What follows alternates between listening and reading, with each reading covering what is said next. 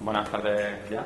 Yo soy Luis Felipe Durán y soy estudiante de doctorado en la Universidad Politécnica de Madrid y básicamente de lo que os voy a hablar durante esta presentación es de hacia dónde van los nuevos diseños de los reactores nucleares, ya que tenemos una tecnología que han explicado mis compañeros, que es lo que denominamos generación 2, pero lógicamente no nos podemos quedar en esa tecnología, tenemos que seguir... Vale. Vale. Tenemos que seguir avanzando, tenemos que ver los defectos que tiene esta tecnología y tenemos que ver cómo podemos mejorarlos, ¿vale? Entonces, sobre esto es lo que voy a hablar, sobre cómo se implementan estas mejoras en los reactores y también os voy a hablar más adelante sobre la fusión nuclear, ¿vale? Entonces, para comenzar, pues voy a seguir con un poco de introducción para contextualizar un poco en qué circunstancias se diseñan o qué circunstancias imponen los criterios de diseño para los reactores del futuro. Vamos a hablar de los reactores de generación 3, generación 3 Plus, reactores de generación cuarta y por último de fusión nuclear, ¿vale? Así que, bueno, sin más preámbulos, en esta diapositiva lo que podemos ver es ¿Por qué?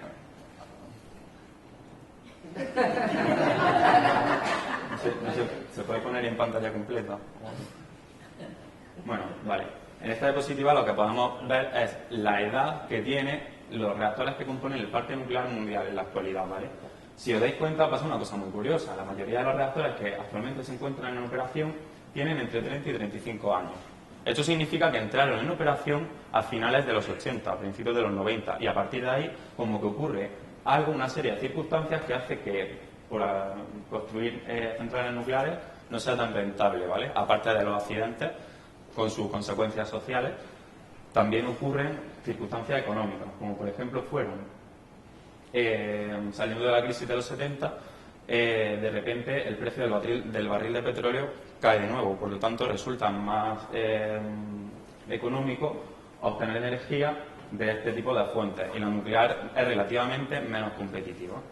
Por otro lado, también saliendo de esta década, como consecuencia de esta misma crisis, se reduce la demanda eléctrica. Por lo tanto, resulta que tenemos un sobredimensionamiento de potencia. Además, para más INRI, resulta que a finales de la década del 80, a principios de los 90, comienza la liberalización del sector eléctrico, por ejemplo, en Estados Unidos. Por lo tanto, uno de los inconvenientes que tienen las centrales nucleares a día de hoy es que requieren una gran inversión inicial. Es decir, una central nuclear es muy cara.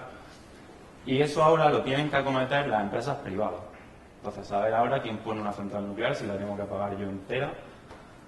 Y además, si recordamos del tema 5 lo que nos contaba Melissa sobre que diseñamos con probabilidad, a partir del accidente de Three Mile Island, los organismos reguladores empiezan a pedir en el diseño de la central que le garanticemos que esa central es segura basada en un análisis probabilista, ¿vale? Al final, este análisis probabilista, uno de los resultados que arroja es un número que llamamos CDF, Core Damage Frequency, frecuencia de daño al núcleo, ¿vale? Que sería la probabilidad de que en un año ocurriese un daño al núcleo, ¿vale?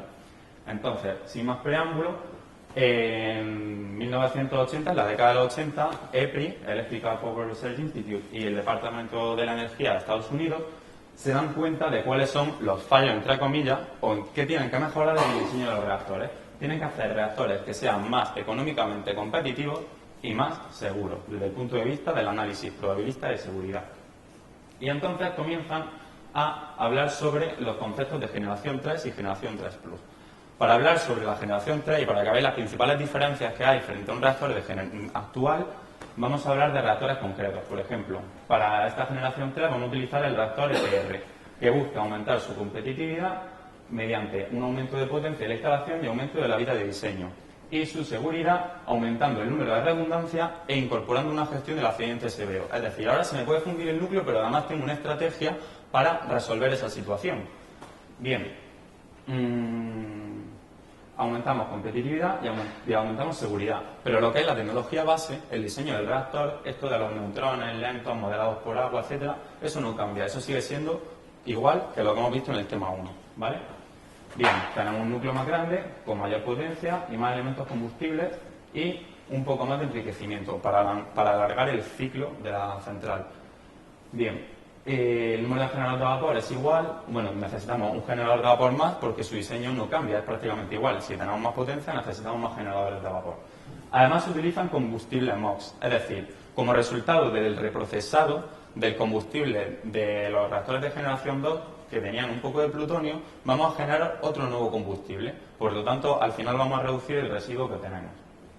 Bien, tienen doble contención, tienen mayor número de redundancias y la gestión del accidente severo, AREVA dice, nosotros, en esta diapositiva, nosotros asumimos que nuestra vasija del reactor puede fallar en caso de accidente y todo lo que es el núcleo fundido va a caer abajo. Entonces diseñamos un compartimento sobre el cual se va a caer el núcleo fundido, lo vamos a tener aquí guardado para que no se vaya de la contención ni provoque fuga, es decir, para que la contención contenga de verdad, y luego lo vamos a refrigerar. Por lo tanto, no supone un peligro en caso de que ocurra la fusión del núcleo. Bien, ¿esto cómo está a día de hoy? Bueno, pues hace 3 días el segundo reactor chino de la planta de Taishan alcanzó criticidad. Esto significa que el reactor ha empezado a funcionar. Más tarde se incorporará a la red eléctrica. Bien, por otro lado tenemos el AP1000 de Westinghouse, generación 3 Plus. Aquí seguimos basándonos en esos reactores de agua ligera, modelados por agua, que utilizan los neutrones lentos, pero además incorporamos para mejorar su competitividad la construcción modular y, desde el punto de vista de la seguridad, los sistemas pasivos, ¿vale? Vamos a ver lo que es esto.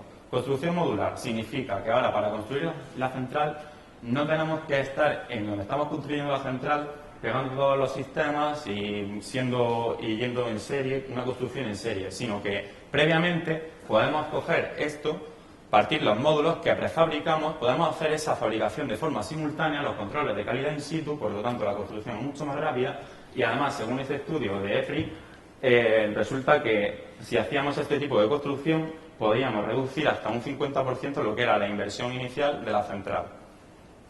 Por otro lado, si hablamos de sistemas pasivos son sistemas que no necesitan alimentación eléctrica del exterior para funcionar, ¿vale? En el caso de que tengamos un sistema de seguridad, si se nos va la luz, no podemos hacer que funcione. Para eso tenemos los generadores diésel. Pero ¿qué pasa si no tenemos diésel, como pasó en Fukushima? Pues que si son pasivos, no tienen dependencia. En esta gráfica vemos, en porcentajes, lo que contribuyen en la frecuencia de daño al núcleo, que se nos vaya la luz en la central, que no tengamos alimentación eléctrica del exterior. Entonces, aquí vemos que supone un 40% de esa frecuencia de daño al núcleo, pero en sistemas como los de la AP1000, cuyos sistemas de seguridad son pasivos, ya esa contribución es mínima, menos de un 1%.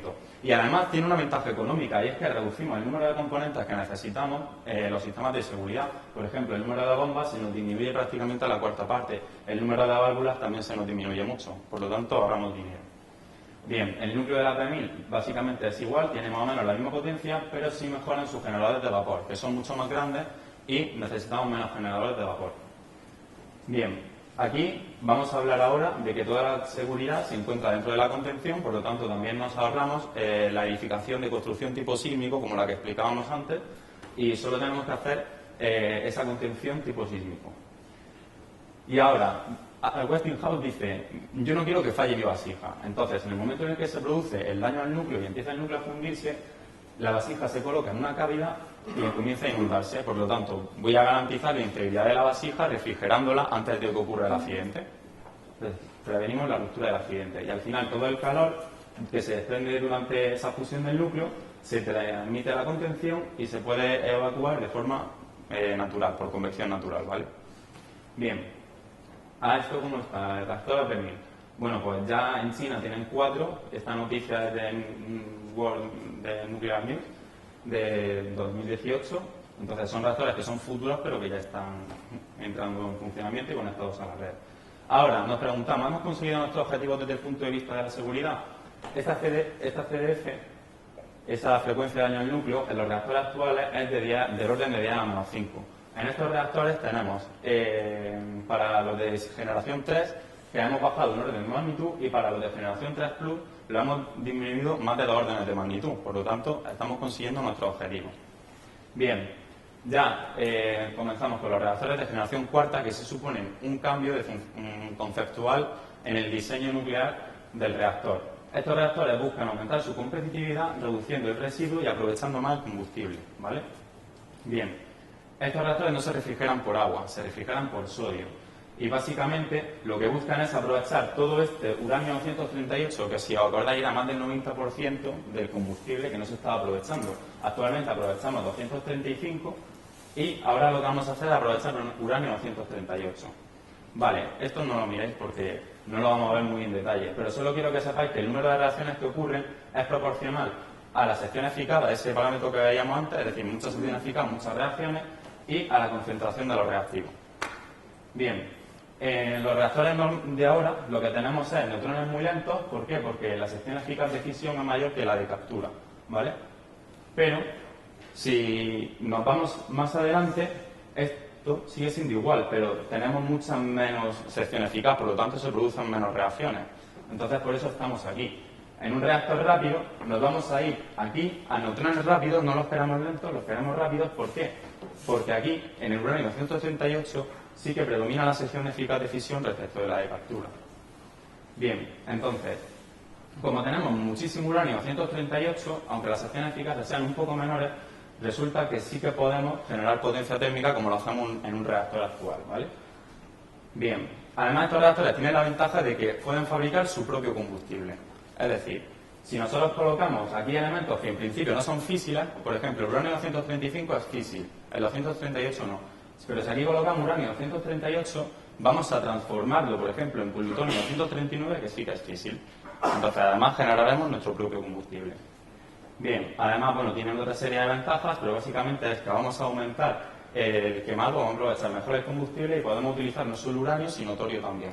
Por ejemplo, en la India se está investigando en esta vía. Y además generamos nuestro propio combustible. Y ya, bueno, actualmente en Rusia este reactor BN800 está en operación desde 2014, empezó su construcción en 1984, y en Europa tenemos un diseño, un proyecto europeo que es SFR Smart. Bien, por último, la reacción de fisión, ya lo ha contado mi compañera Elisa, lo que tenemos es deuterio-tritio, y resulta que esta reacción es mucho más enérgica que la reacción de fisión.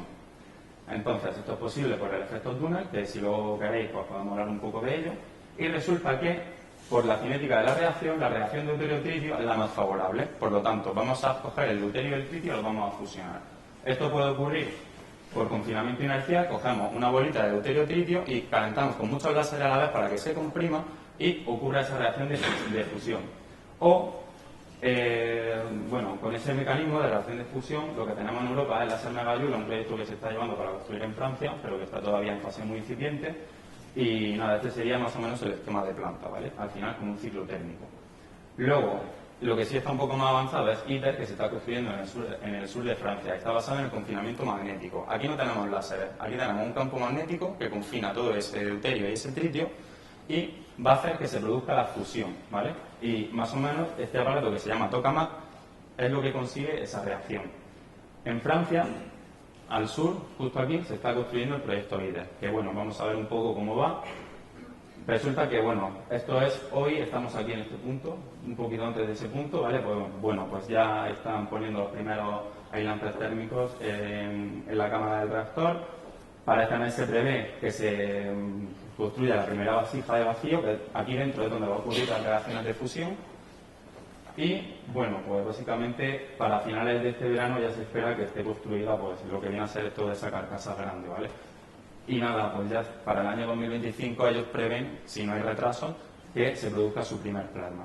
Así que, bueno, nada, más o menos he querido dejarlo todo referenciado y si veis la presentación para mirar algunas referencias, pues luego ya habláis de eso. Pues muchas gracias.